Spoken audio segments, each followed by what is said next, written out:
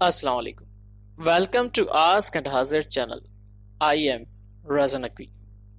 आज जिस टर्मिनोलॉजी को डिस्कस करूंगा वो है balance sheet.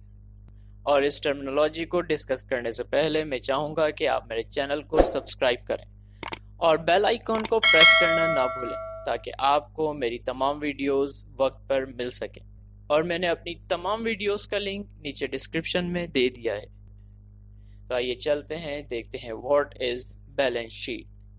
Balance sheet is the financial statement of a company which includes assets, liabilities and capital.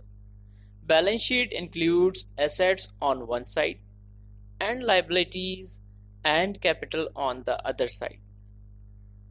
The balances of asset side should be equal to other side of the balance.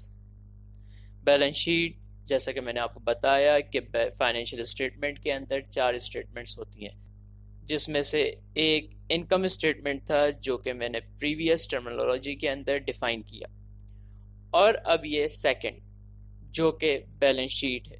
इस balance sheet के अंदर जो heads show होते हैं वो है assets, liabilities और capital. इस बैलेंस शीट को जिस तरह से बनाया जाता है वो है लेफ्ट साइड के ऊपर एसेट्स लिखे जाते हैं और अदर साइड के ऊपर लायबिलिटीज प्लस कैपिटल लिखा जाता है।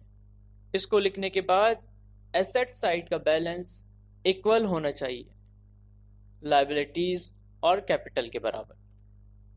यह आपको तब समझ में आएगा जब मैं इस बैलेंस शीट को बनाऊंगा, और बहुत जल्द इस बैलेंस शीट के बनाने का तरीका मैं अपलोड करूंगा।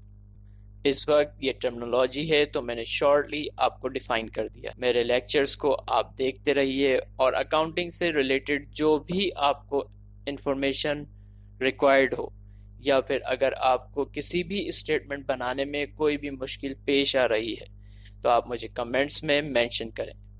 मैं कोशिश करूंगा कि आप जो कमेंट्स करेंगे उसकी वीडियो को अपने चैनल पे जल्द से जल्द अपलोड कर सकूं।